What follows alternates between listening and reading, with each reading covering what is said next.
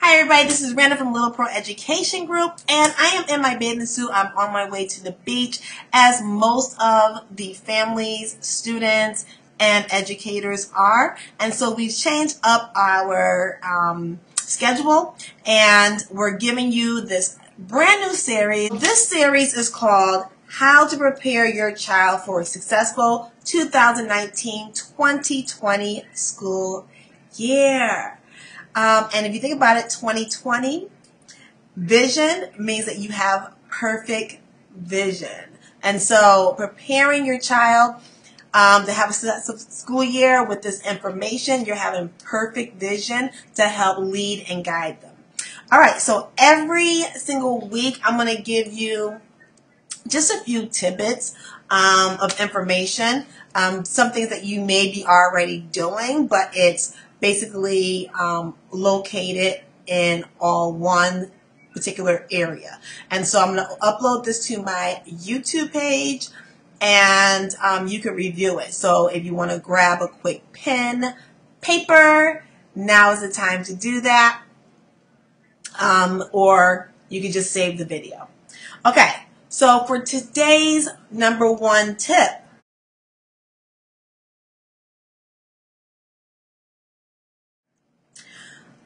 you want to definitely keep a notebook on your child. So it could be a singular notebook if you have more than one child. It could be a double or triple or 5-subject notebook. It could be a 3-ring binder, especially if your child is in one of the higher grades where they switch teachers and they have multiple core teachers, science teacher, math teacher, English teacher, PE teacher, so that when you get notices or you have communications from the school about certain areas of the school, whether it's a subject or whether it's a behavior, you can put that information and keep it in your notebook. So you're keeping a paper trail, because trust me, schools are keeping a paper trail on your student, especially if your student has some challenges or they perceive your child as having some challenges. They're keeping a paper trail. So it's very important to not take your child's education lightly and for granted that people are going to be doing the 100% absolute best for your child. Sometimes they just don't know, right? And they do what they know. And so when you keep a paper trail of the communications, whether it's verbal or written, and you keep it all in one location, it's a very easy resource. Miss McGillicuddy calls you and say, Anthony didn't bring in his homework, and that was worth half of his grade, and he's going to be failing for the year.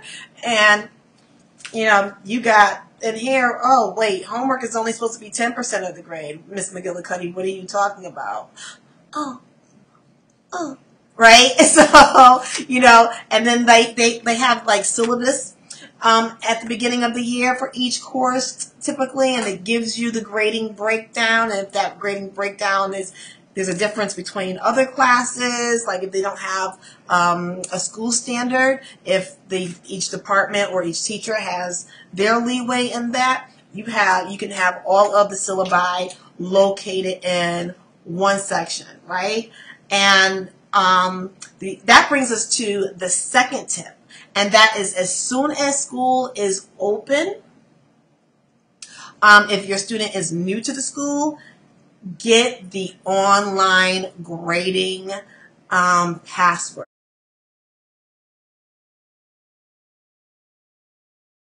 So a lot of schools do not use paper to pencil grading books anymore. They actually use online databases, and typically parents and students have access to that database so they can keep abreast of the grades and the averages and all that for each class. That is a godsend. And there's a lot of schools who send the password and information well after the school year has started because they're just a little bit behind. And then there's some schools who have been using and have mastered their database, and parents already have access from the previous year. So if you're one of those parents who are really lucky, if you have not used it effectively, I implore you to use it. Set up a regular scheduled time. Put it in your phone, in your calendar, and have it repeat, and have the alarm go off to remind you to check grades. And you can do it weekly. You can do it bi-weekly, just so that you know what's going on. There are, tragically, schools who still use zeros as a grade. And zeros have been proven to be mathematically inappropriate and not proof of a child's real ability, but will deteriorate a child's grade average unfairly and unjustly. So if Bobby doesn't turn in a particular assignment, he or she, Bobby, it could be a girl, he or she is assessed a 0, right? And the failing grade for most schools is between a 59 and a 69, right? So if you think about the point differential between a failing grade, so let's say it's a 59 and a 0, that's almost 60 points difference, right? And you really can't tell what Bobby knows about this topic or skill, right? And it's really underscoring, like, so let's say this class only has 2 grades each marking period, right? And Bobby doesn't do one of the assignments. That to end, let's say he had a 100 average, right? And then he has the 0. So he has 100 and he has a 0. That brings his grade down to a 75. You know, thinking that, you know, both the grades are equal.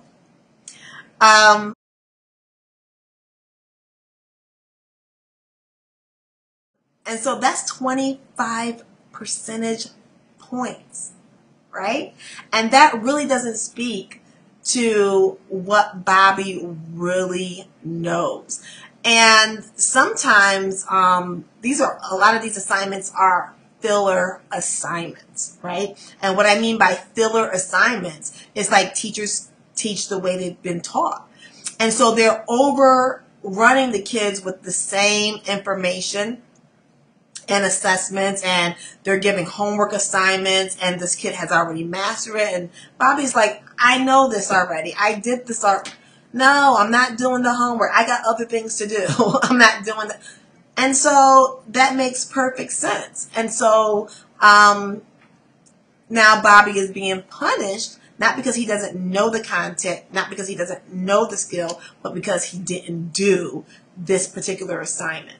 And so what professionals who want to see more equity within the classroom suggest, and I have used this suggestion, and it is phenomenal, is that as a teacher, as a department, or as a school, there should be a particular number assessed for a missing assignment, right?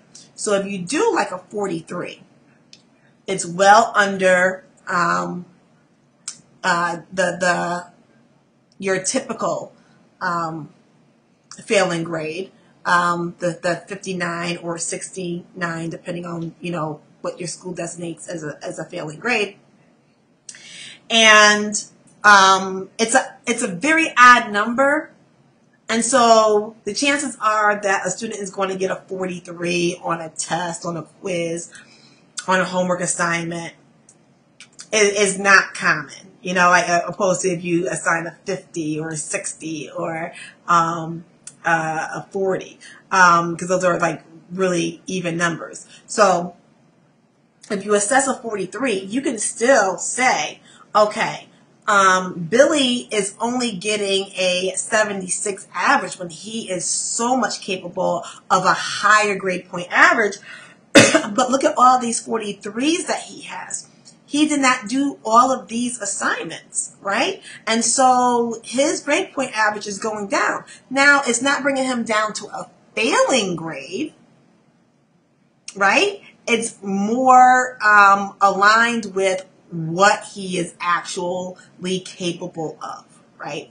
And so if your school is not, doing that, you really have to monitor how many zeros is being assessed. And it's hard to do that when you get a progress report and you only have but so much time to make up those zeros, if they're made upable, because some schools put a kibosh on when makeup assignments can be done. I've also used the strategy that kids can turn in missing work at any point, right? Because there's times where kids and families go through things. And some people are suffering from depression and anxiety and post-traumatic stress disorder. And then you have one teacher or a whole bunch of teachers or whatever it is that you're dealing with, and then you have all this makeup work. And then people give up. And they'd rather go ahead and fail than overcome, right? And so when you put those deadlines on, you making the pressure to overcome, worse than what it needs to be, right? My policy has always been, it goes underneath the pile of my to-do list, right? And I get to it as I get down that to-do list, right? So I have this inbox, and it gets put in the inbox on the bottom, but then other things get put underneath it, right? And so it rises to the top. And so, and that's the only punitive thing that's there. So if they're going for a scholarship or something, they needed their average by this particular deadline, they might not get it in that type of situation. But I'm very clear at the beginning of the school year, and I reiterate it. We accept late work. It just goes on the bottom of my to-do list, right? And then it gets put into the system eventually. And so if your school does not have that type of policy, or a teacher doesn't have that type of policy, it's really important that parents and guardians and students have to be diligent. You can also see when the teacher puts in the grades or publishes them, because for some online databases, there's an option to put in the grades, right? And then they show up automatically. And there's also an option for a publish date. So I put in all my grades today. I might not have it published until a particular day. And I don't know why teachers do that. Maybe because they don't like, all these eyes and hands, looking at their grade book. Teachers can be territorial. There may be some other reasons. I just never understood it. I never used that option. And then you can basically monitor when zeros are going in. And if you know your child did that homework because you oversaw that, and maybe your child is having a problem with getting that homework turned in, even though it's been completed, this helps you to help guide them. Or if the child is not doing the homework, right? It helps you to help guide them. So staying afoot, using that tool is extremely important. So as soon as you have that information, as soon as the school year starts, put it in your calendar. Regular checks, and do it diligently. Do it when you know you're going to do it. Do it as often as you know that you're going to be able to do it. And it's not just something, that goes to the wayside eventually.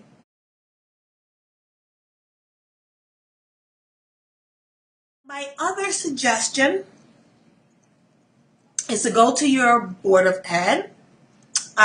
If your, school has a Board of Ed, if it's a charter school, whatever governing body that they have, I would start with the principal and get a copy of the curriculum.